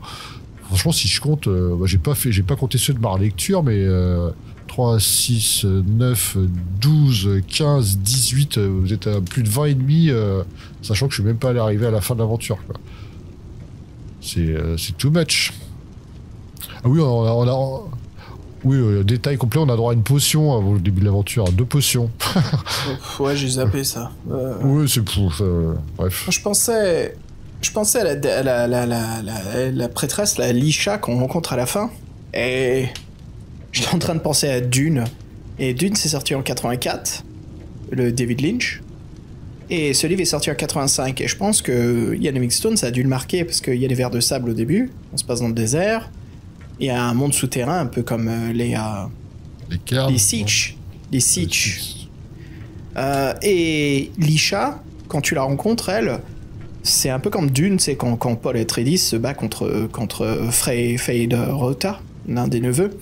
Parce que on doit la combattre, et il n'y a qu'un seul truc qui l'a fait peur, c'est la dent de verre qu'on a récupérée en se battant. Et encore une fois, je pensais à Dune avec ce fameux combat. Je me dis, ah tiens. Et de plus en plus j'y pense, je dis, tiens, vraiment, il y a beaucoup de similarités, beaucoup de petits détails de fanservice, on dirait, de Ian Livingstone qui a aimé Dune, ce qui est cool. C'est pas un négatif, hein, ce que je dis, c'est pas une critique. Bah, tu vois, on a eu le combattant d'autoroute inspiré par Mad Max, et là on a le Temple de la Terreur inspiré par Dune, pourquoi pas, hein. Pourquoi pas, ouais, c'est sympa, ça fait un peu la version non officielle livre-jeu. Mais ouais, Lisha, donc voilà, on montre la dent de verre pour la buter, ça la fait flipper, et vers la fin du livre, il y a une course-poursuite contre elle. Et il faut tourner dans les couloirs, il faut la retrouver, il faut pas lâcher. Mais il y a un nain mourant, ou un nain qui s'est bien fait défoncer, qui tient un marteau. Et se dit, est-ce que tu continues à courir après Lisha ou l'écouter? Je vais l'écouter. Et c'est super important, il faut que tu l'écoutes absolument, parce que le nain te file le fameux marteau, le seul marteau sacré qui peut détruire les 5 statuettes de dragon. Ce qui peut empêcher... je vais l'appeler Malboro le méchant, qui va empêcher Malboro, justement Malbordus là, à devenir super puissant, général des elfes noirs. Mais la poursuite de Lisha se fait en plusieurs étapes, parce qu'il y a plusieurs paragraphes où on nous dit est-ce que tu veux la poursuite ou t'arrêter. Et juste avant, t'as une espèce de chien un peu mécanique avec la gueule qui s'ouvre, où t'as un dragon dedans, donc là aussi il faut s'arrêter. Donc en fait la course poursuite avec elle, c'est important quoi. Ouais, il y a le dernier dragon, le 5e, qui est caché dans la bouche du chien. Et en plus, il te dit, ton personnage, il tire sur l'oreille de la statue. Je fais, mais comment je saurais ça, moi? Quel est le... Je veux dire, comment ça? Je sais qu'il y a un bouton caché, n'importe quoi. Bon, bref, c'est pas grave. C'est la fin du livre, j'ai bientôt fini. À la fin, on est dans une salle où il y a un puits. Je fais, ok, bon, un gros trou. Là où je me suis arrêté, le paragraphe 314. Ah oui. T'es mort quand, toi? T'as réussi l'aventure, d'ailleurs, Fred? En fait, moi, je suis mort une fois, tu sais, comme à l'oasis empoisonnée. Ah, tiens, moi aussi. Tout le monde je me suis fait avoir. Et après, non, je suis pas mort, mais je suis tombé sur le 314. J'avais que 3 statuettes. Donc après, je suis reparti du premier embranchement que j'avais noté. J'ai refait l'aventure. Bah, là, j'ai trouvé le dernier, là, celui du chien, là, dans la gueule. Et en fait, celui qui me manquait, je viens de comprendre, c'est avec le gnome. Mais comme je suis pas remonté aussi loin dans l'aventure au début, je me suis contenté au donjon. Non, j'aurais jamais pu terminer en fait. Mais de toute façon, là dans le donjon, j'avais commencé j'avais que plus que 3 chapitres où il y avait des carrefours que j'avais pas refait. Sans tous les autres, j'avais tout refait dans toutes les directions. Donc je commençais à dire ça pue. J'ai regardé un petit plan, parce que je suis quand même curieux, sachant qu'il y a le Livingstone, je sais que c'est linéaire pour réussir l'aventure, mais son aventure n'est pas linéaire d'origine. Et c'est bien le cas, en fait, il y a vraiment tout au début du jeu. Nous, on a tous les deux pris la même façon de procéder, via le port de Black Sand par bateau, mais apparemment, il y a un autre chemin vers les elfes noirs pour aller justement au fameux désert où nous sommes. Désert des crânes, ouais, c'est ça, ok, ouais. Et c'est sympa. Et puis après, le donjon, bien sûr, il y a des couloirs qui amènent vers d'autres endroits, mais bien sûr, c'est très limité, il faut faire attention, il y a un élément de piège mortel. Donc oui, ces livres ont quand même pas mal de possibilités et des univers qu'on peut dessiner sur une carte. Hein. De toute façon, il dit dessiner une carte. Hein. Faites une carte, et puis d'un moment, bon, c'est pas n'importe qui, un peu jugeote, il devrait finir l'aventure facilement. Mais quoi? Ouais, moi je m'amuse plus à jouer à Lands of Lore qu'à Ian Livingstone, quoi. Si j'ai envie de faire du dungeon crawling, je le fais sur PC, parce que en livre-jeu, il y a trop de one-shot kill, et je déteste les morts en one-shot. C'est insupportable. C'est pas amusant. C'est amusant si on le cherche. Si le joueur pousse le vice et essaye vraiment de se dire tu vois, je domine. Et là, c'est bien parce que tu joues sur son avarice, sur son ego. Mais là, non, là, c'est juste pas de bol, t'as pris le mauvais choix. Comme ce qui est dégueulasse, c'est qu'il me gonfle. Parce qu'en plus, quand t'as parlé de l'oasis, ils disent juste que vous arrivez à un point d'eau, il y a des oiseaux qui le survolent, est-ce que vous voulez boire de l'eau? Bah oui, attends, je crève de soif depuis plusieurs jours, j'ai pas création d'eau, je bois. Ouais. Ah bah non, en fait, c'était pas des oiseaux, c'était des vautours, connard. Mais oui, mais tu n'as jamais dit que c'était des vautours. T'as dit des oiseaux. Foiré. Non, mais à force de lire tous ces écrivains de l'époque d'or, on va appeler, hein, vraiment la naissance des livres-jeux, toute cette époque de... Je mets Steve, Ian et bien sûr Joe Dever dans le panier. Joe, c'est ton pote, quoi. Ian Livingstone, c'est ton boss, qui est difficile, qui est un peu le boss relou. Je suis désolé ces derniers moments, est-ce que je peux avoir le week-end, là? Il y a le festival de jeux vidéo, non, trop tard, fallait prévenir 2 semaines à l'avance. Et vous y allez? Ah oui, moi j'y vais, moi, par contre. Tu vois, c'est genre le patron relou, aucune empathie. Pendant que Joe Dever, c'est... Ah ouais, carrément, prends ton week-end, pas de soucis. Si tu veux, je conduis, on fait covoiturage, comme ça on économise sur l'essence. Viens, on va se marrer. Je sais pas, je vous crée tout un scénario. Mais je dis ça juste par de simples observations de cette oasis où, si c'était un livre écrit par Joe Dever, le mec il te donnerait énormément d'indices, il te laisserait utiliser, peut-être si tu avais le pouvoir de sixième sens ou un pouvoir d'observation, mais il te donnerait des choix, des possibilités, un dessin même, où il te décrit qu'il y a des oiseaux dans le ciel, mais dans le dessin, l'illustration, tu vois que ce sont des vautours, tu vois, il y a un peu plus d'indices, il y a un peu plus, tu t'amuses, tu t'éclates, tu passes un bon moment et t'es fier de pas être tombé dans le piège. Mais là, non seulement quand on imite Ian Livingstone, il nous traite même de connards, tu vois, on fait ça depuis tout à l'heure, Fred. Sale con, tu vois, t'es tombé dans mon piège. C'est insouffrable, c'est trop tordu. Et moi j'en ai ma claque, malgré que oui, je remarque qu'il y a un univers qui est créé, il y a un monde auquel on vit, mais c'est pas assez, parce que un livre-jeu, c'est un livre, mais aussi un jeu. Et le jeu, là, il me fait chier. Et je suis désolé si je suis radical là-dessus, mais c'est comme excuse-moi, le labyrinthe de la mort. Moi, je sais que je fais partie de la minorité qui, ok, je remarque son avancement important culturel à l'époque de l'écriture des livres-jeux, mais je trouve que non, c'est pas pour moi, c'est pas amusant. Je comprends que ça peut l'être pour d'autres personnes, mais moi, ça me fait chier. Et là, encore une fois, je me fais chier. Et pourtant, je me suis pas fait autant chier en lisant Freeway Warrior, quoi, le combattant de l'autoroute. Où là, on a passé un bon moment tous les deux, on est d'accord. Ouais, moi, le combattant d'autoroute, les mécanismes m'ont pas gêné. Je trouvais que c'était assez raisonnable. Mais il a écrit juste avant. Parce que c'est les deux d'affilée. Le combattant d'autoroute, c'est le 13, et celui-ci, c'est Temple de la Terreur. Et... je vais en parler, ça, ma critique. Moi, ça conclut un petit peu. Je sais que là, on critique depuis tout à l'heure, mais tu veux dire autre chose sur l'aventure? On passe direct à la critique. On continue plutôt sur la critique. Non, j'avais quelque chose qui m'était venu, mais j'ai zappé du coup. Oh, pardon. Allez, je balance un petit vinyle en arrière là pour finir un peu la conclusion et la critique.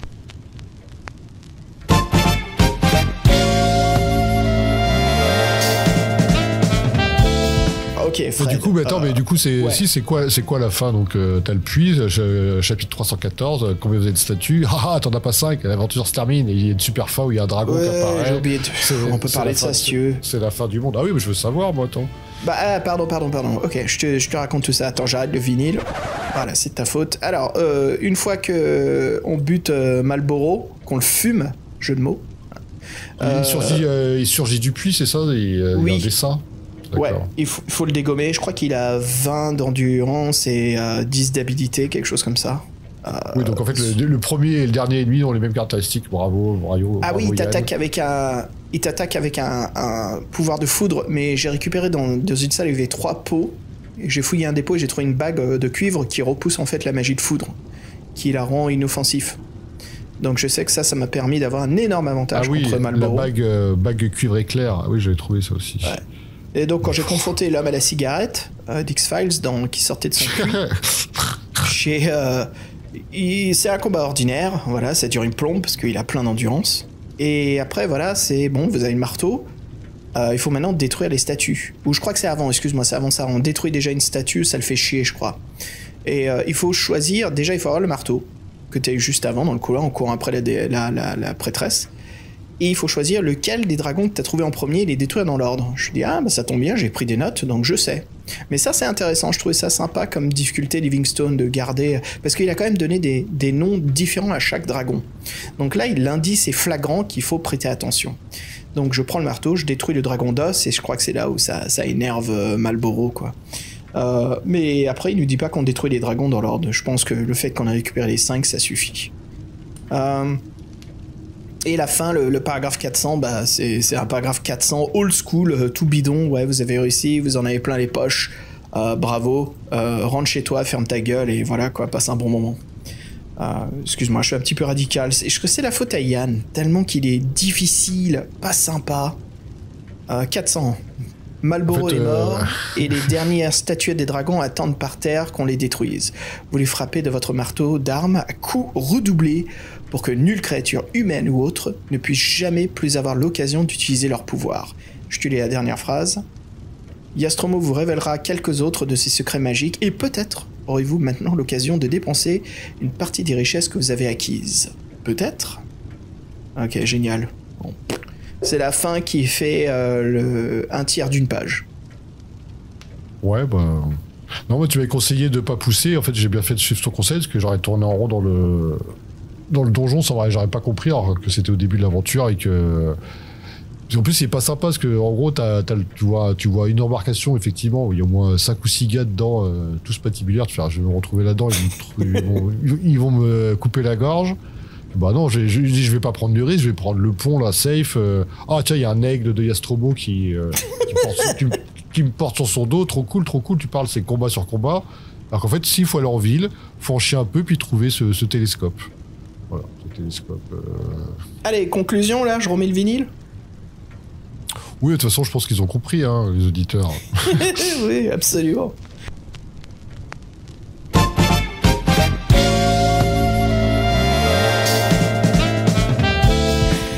Donc ouais, écoute ma conclusion, moi Fred, je peux commencer cette fois, je te laisse faire en deuxième, ça te dit ? Oui, vas-y, je vais peut-être atténuer pour une fois. Ouais, ok mec, écoute, bah, j'ai quand même assez dit ce que j'en pensais, je remarque en effet le plus de ce livre, hein, c'est quand même un monde qui est bien connecté aux précédentes histoires de Livingstone, qui retrouve des éléments, des personnages, des lieux de son univers, ce qui est chouette parce qu'on sent vraiment une continuité dans l'aventure. Et j'aime beaucoup ce voyage. C'est quelque chose que j'aime parce que c'est ce qu'on retrouve dans Le Seigneur des Anneaux, dans des films, un petit péché mignon à moi, c'est cool. C'est le sens de l'aventure, le voyage. Et il y en a ici, il y a du voyage. Mais ça s'arrête là pour moi, tout le positif, parce que le négatif, c'est double mise sur tout ce que j'aime pas Livingstone, c'est les difficultés, retrouver les objets pour réussir. Si vous les ratez, vous êtes foutus. Des pièges très difficiles à éviter, des morts qui sont pas du tout justes, qui sont vraiment un grand doigt d'honneur. Et si tu vois, si j'avais envie de faire un défi fantastique difficile, parce que voilà, je suis un coriace et je suis malin, je suis fourbe et je sais comment le réussir one shot sans crever, ouais, ok, ça serait sympa ça. Et c'est là où je me dis, mais peut-être que les défis fantastiques, leur faudrait des notes de difficulté. Lisez pas ceci si vous voulez vivre une aventure, c'est juste parce que vous êtes un gros bill et vous pouvez défoncer un livre en le lisant une fois, bref. Et je suis quand même étonné de ce que fait Ian, parce que voilà, c'est le 14e de la saga, mais c'est aussi un livre qui suit ses précédentes écritures, comme La Sorcière des Neiges, on en a parlé, Combattant l'autoroute, et bien sûr, la Forêt de la Malédiction, oui, tout ça, même... Le Labyrinthe de la Mort, c'est quand même le 6e. Donc tu sens que c'est un livre qui... C'est pas ses premiers essais quand même, Ian. Il est très expérimenté. Et juste avant cela, il a écrit Les Combattants de l'autoroute, qui était très amusant. Mais ici, moi, je m'éclate pas. C'est beaucoup trop difficile. Et c'est super linéaire pour pouvoir réussir l'objectif. Et même le monstre, Malboro...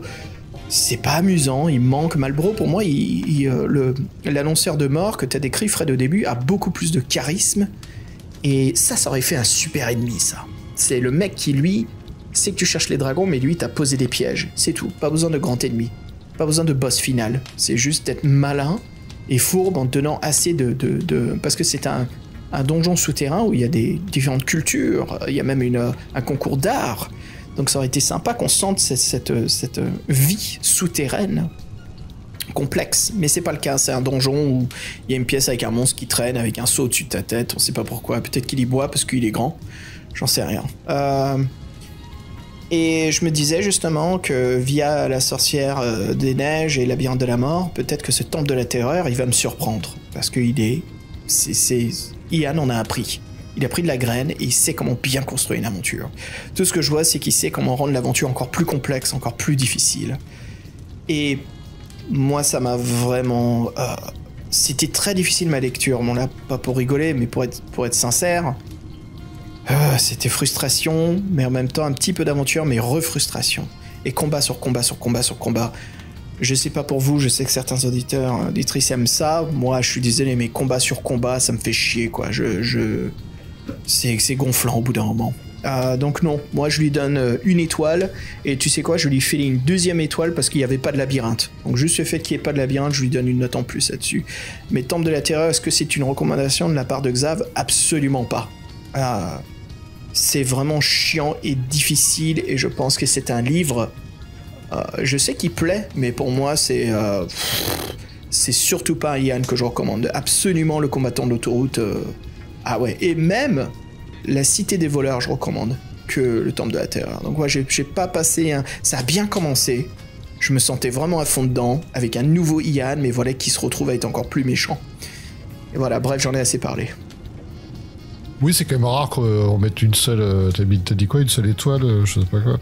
Ouais, 1 étoile, mais une 2e parce qu'il n'y a pas de labyrinthe. 1 étoile, c'est-à-dire que le film, ça t'a tellement pas inspiré qu'on n'a pas trouvé l'équivalent.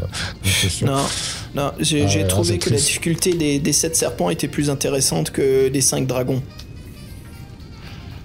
Oui, ça serait un débat à faire. C'est vrai que bon, les 7 serpents sont moins frustrés de ne pas les trouver que les 5 dragons. Moi, pour en revenir avec toi, je suis pas fan de Livingstone non plus. J'ai trouvé que l'introduction était quand même assez sympa, élégante. Les pouvoirs, c'est toujours sympa. On a cette première partie du voyage qui est assez courte, mais qui est déjà remplie de péripéties. La traversée du désert, qui est pas si courante, qui s'étale pas beaucoup, mais il arrive quand même à mettre une petite ambiance là-dedans, avec la soif, il parle un peu des paysages. C'est pas de grandes volées, mais bon, ça suffit, quoi, c'est le job. Et enfin, on arrive à la forteresse. Et moi, donc, on tombe directement sur le messager fatal, et j'ai trouvé que c'était une super idée. Moi, encore une fois, au début, je me suis pris au jeu. Je trouvais que, même si c'était assez classique, il faisait preuve d'assez d'originalité dans ses ennemis, dans certaines de ses situations. C'était quand même assez... on pouvait tomber sur un enchaînement de salles d'un côté ou de l'autre, on pouvait se retomber dessus. Bon bref, il y avait une cohérence. Ça faisait pas donjon, j'ouvre la porte et le truc s'anime devant moi comme du Herbie où tu ouvres la porte, il y a un bassin avec un requin. Tu ouvres la porte, l'eau c'est cool. Non, j'en sais rien, bon, c'était des conneries pareilles. Là, on a vraiment l'impression qu'il y a un petit peu de vie, on rencontre des artistes, il y a le gnome qui se cache, il y a la déesse qui fait ses affaires. Moi, l'un dans l'autre, je trouve que c'était pas si désagréable que ça. Moi, je l'ai trouvé difficile pour l'approche, je l'ai pas terminé, mais j'ai pas trouvé que c'était non plus... moi, j'ai un plus mauvais souvenir de la Cité des voleurs, pourtant, qui était un titre auquel j'avais joué quand j'étais petit. J'avais beaucoup d'envie de le faire, et en fait, il m'avait tué, Ian Livingstone, sur cette œuvre-là, parce que c'était trop difficile, trop de frustration avant d'arriver à la fin. Et là, connaissant l'animal, je m'étais un peu organisé, sachant que du premier coup, je n'allais jamais réussir, surtout en allant tout le temps à gauche. Et le refaire après, de trouver d'autres trucs que j'avais pas fait, ça m'a pas déplu non plus. J'ai vu qu'il y avait des passages obligés. Et à force, l'œuvre, tu la connais assez rapidement, elle est assez simple, effectivement, il y a que 2 choix. Moi, je sais pas quoi te dire, c'est un peu ce à quoi je m'attendais. À un bon niveau, je le trouve en fait assez classique, dans une bonne veine. En fait, c'est le genre de livre qu'a ses adeptes ou ses fans, et puis ceux qui l'exècrent un peu comme nous, on n'est pas trop fans. Mais j'irai pas au point non plus de me dire que ça m'a dégoûté de faire cette aventure. J'ai trouvé que c'était quand même assez intéressant et assez prenant et assez original pour que ça soit assez mémorable et à s'en souvenir. Donc j'ai rien à lui reprocher totalement. Et moi, avec un peu plus de temps, je pense que je me serais attelé à le finir véritablement. Mais quand tu parlais des défauts de Livingstone, en fait, c'est ça que je voulais parler tout à l'heure. Il y a l'exemple de la porte du soleil et la porte de la lune. T'as un dessin quand même. T'as des symboles. Alors souvent, quand Steve Jackson dit que vous avez des symboles, vous savez qu'il y a une énigme derrière, tout ça. Donc le dessin, vous le voyez plusieurs fois en feuilletant. Tu vois, je vais tomber dessus, c'est sûr. Je tombe sur la tête de les 2 portes. Il y a un choix et tout. Au début, moi, je prends la lune. Je sais pas, cool. Il y a une salle avec des coffres derrière. Il y a un truc du messager fatal. On se fait avoir. Bon, bref, les pièges habituels. Donc, on refait l'aventure. Fait bon, j'ai pas fait l'autre porte. Je vais y aller quand même. Le truc du soleil, mort subite. Mort subite sans. En fait, mais en fait, t'as pas fait gaffe, mais ce qui avait marqué, c'était danger. danger dans mon truc cryptique là qui a aucun sens. Il y a marqué danger, t'es con ou quoi?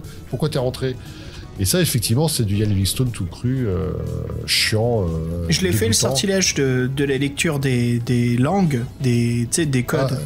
Ah, dit... non, parce que moi je l'avais, il y a pas de. Non, on dit que t'as plus de pouvoir parce que t'as passé le rideau doré de la. T'as passé le rideau doré, donc même ton pouvoir il te sert à rien. Ouais. Oui, deux fois j'ai tenté de faire des pouvoirs et 2 fois il m'a dit hé, une fois ça marchait pas, 2 fois ça marchera pas plus. Ah non, mais je dis tiens, attends, te fous des pouvoirs, c'est le seul truc sympa de l'aventure. Tout ça, ce que t'as passé, t'es arrivé chez ADS, il y a plus rien qui marche. Ouais, ça aussi, je trouvais ça dégueulasse. Ça m'avait passé au-dessus de la tête tellement que c'était classique et attendu.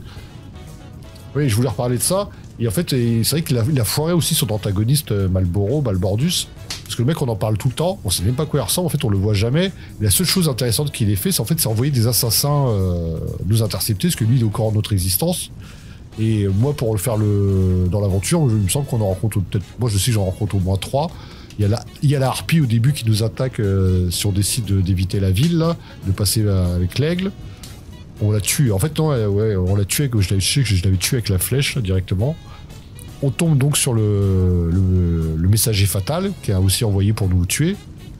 Et après, il y a aussi un espèce de orc avec deux couteaux que tu peux rencontrer justement si tu rentres pas dans la salle de la déesse, si tu ne passes pas le rideau doré, si tu continues plutôt dans le couloir, tu tombes sur lui. En fait, on dit maintenant c'est une impasse, retourne sur tes pas. Et en fait, il y a beaucoup de moments comme ça où en fait on te propose un choix mais qu'en fait qui est pas un choix qui t'emmène vraiment ailleurs, c'est juste un paragraphe en plus, ou bien qui te donne un piège, ou bien qui te donne un dragon, ou bien qui te donne un objet. Donc ouais, c'est un peu en fin de compte, c'est pas non plus si développé que ça. Il y a vraiment des passages obligés dans son donjon. On sait pas trop pourquoi d'ailleurs, c'est pas des scènes super intéressantes. Donc c'est les lucioles, bon bref. J'ai pas toujours tout compris. Mais non, moi je pourrais pas être aussi sévère pour en venir sur un ressenti général. Moi je trouve que c'est un bon livre quand même qui pourra plaire et que moi bizarrement toi je sais pas si je lui dirais, moi je le conseillerais presque pour un Livingstone. Ah, il était dur avec les auditeurs. Bah, je suis dur avec les auditeurs, ouais, ou bien je me commence à m'habituer au personnage et que je suis moins frustré parce que je m'organise pour moins subir la frustration. Mais je sais pas, ouais, je l'ai pas trouvé. Il est chiant, mais j'ai trouvé que son aventure rattrapait ses défauts pour une fois. Et d'habitude, ça peut être l'inverse. Donc pour moi, c'est assez équilibré dans le bien et le mal. Donc pour moi, j'ai quand même vécu une aventure qui m'a marqué, donc je mets un 3. Tu vois, si je recommanderais à Ian Livingstone, bien sûr, combattant de l'autoroute, mais je préfère même plus conseiller le labyrinthe de la mort, parce qu'il y a des personnages non joueurs, il y a un antagoniste, il y a un concours, il y a une mise en scène, il y a des personnages du précédent jeu qu'on peut retrouver. Même si le jeu est ultra difficile, il y a un peu plus d'amusement, il y a vraiment un labyrinthe qu'on peut dessiner. Moi, je me suis beaucoup plus amusé là-dedans que le Temple de la Terreur, quoi. Non, mais c'est bien qu'on ait des avis différents, mais ça, moi, je peux pas le recommander. Moi, je trouve que oui, il y a des bonnes leçons à apprendre si on veut écrire un livre-jeu. Et il y a aussi des choses, les leçons, c'est ce qui marche, mais aussi énormément de choses qui marchent pas. Le cheminement linéaire, bien sûr, comme je disais au début, il y avait 2 chemins, mais sinon, si on regarde des cartes qu'ont dessinées des joueurs, de leur parcours, le jeu est très creux. Encore une fois, on est dans un livre-jeu. Il faut proposer des choix, et j'ai l'impression que c'est peut-être une commande, mais comme c'est le maître Ian, il sait très bien, même si c'est une commande, à donner un petit peu peps en plus à son livre-jeu, mais il n'y a vraiment rien qui me marque là-dedans. C'est plus une déception, parce que comme je disais, ça commence une fois très bien, mais une fois que je suis dans le donjon, je retrouve tous ces trucs chiants d'Ian, et puis j'ai juste hâte, j'avais vraiment hâte de finir ma lecture pour faire le podcast, tellement que j'ai envie de parler d'autre chose, quoi. Le Temple de la Terreur, je suis content que je l'ai lu, parce que je l'avais jamais lu avant. Mais voilà, c'est fait, et je suis content, je peux le mettre derrière moi. Est-ce que je le recommanderais? Non, absolument pas. Sauf si quelqu'un me dit « Je veux faire un livre-jeu difficile. Je veux vraiment tester mes compétences d'Ian Livingstone. » Il n'y avait pas de compétences, en fait. C'est ce que tu as la patience de relire le bouquin et de noter le cheminement, quoi. Parce que, comme on disait, il n'y a aucun indice. Il n'y a aucun indice. Donc c'est juste, j'ai envie de me faire bien couiller par Ian. Je suis le Temple de la Terreur. Ça sera ton dada. ça sera absolument ton dada. Voilà, encore une fois, quand je dis, moi j'ai quand même une frustration, mais je lui donne 2, pas plus, quoi. Non, c'est absolument pas qu'on s'amusait à dire est-ce que ça fait partie des grands livres de jeux qu'on ait lus qui nous ont vraiment éclaté. Ben là, on est très loin. Et je savais à quoi m'attendre, mais pas à ce point-là, Fred, pour un Ian Livingstone. Là, c'était vraiment dur. C'était vraiment... J'en avais ras-le-bol des combats. Oh là là. Mais moi, j'avoue, un soir, j'ai arrêté, j'ai fait, ça me saoule. Ça me saoule. J'enchaîne trop de combats, ça me saoule. Pour ce soir, je m'arrête là. Merci. Ouais, pour qu'un livre-jeu me fasse réagir comme ça, c'est fort quand même. Parce qu'on en lit pas mal pour ce podcast. On en a lu plein, différents types. Et même, il y en a plein qu'on lit qu'on fait pas en podcast. Mais là, non. En tout cas, je suis quand même content qu'on l'ait lu. Voilà, c'est fait. La case est cochée. Bref, Fred. Concluons ce podcast, qu'en dis-tu? Oui, moi je pense qu'on a pas mal causé. Ian Livingstone a cet effet-là. Ça, il nous anime. Ah ben voilà, comme quoi il y a du positif là-dedans. Alors, nous rentrons au moment où nous allons remercier nos Patreons.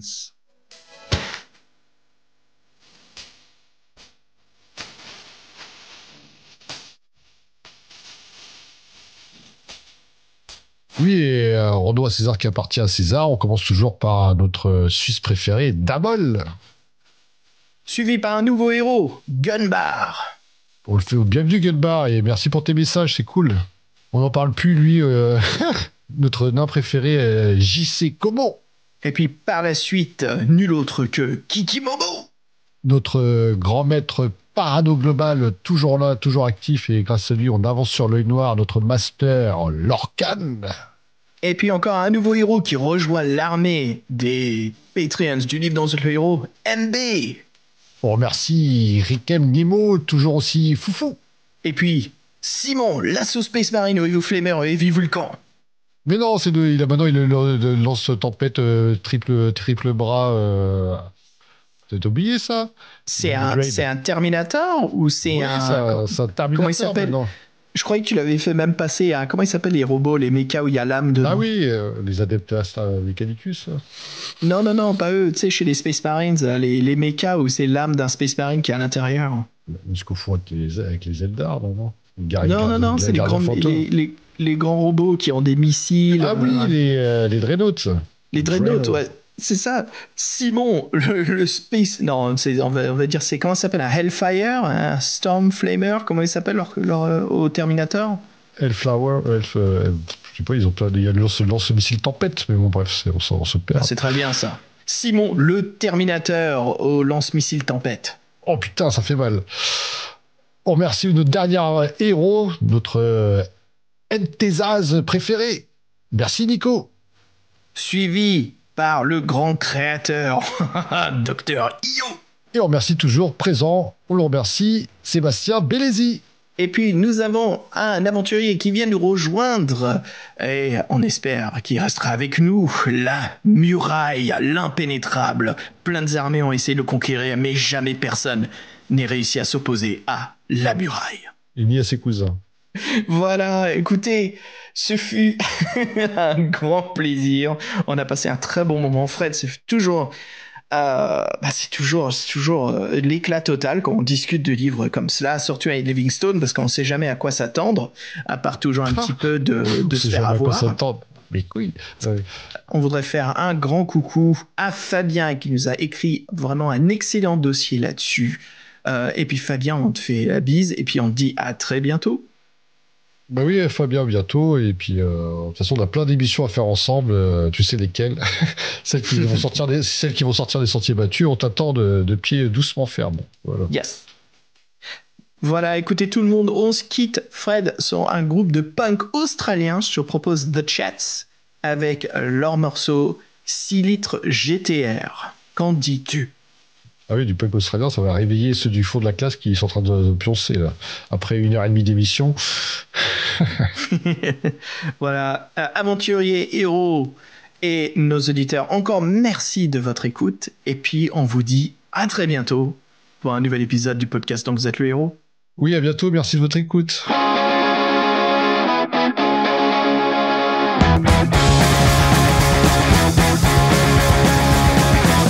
Taking down the highway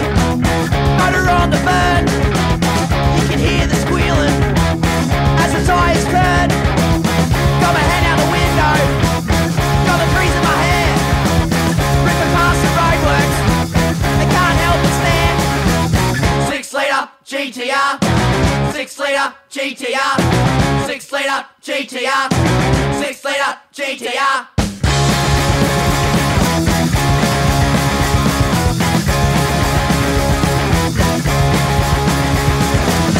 Pulled into beefies, got a steak and cheese, hooting down the cruise now, as fast as I please.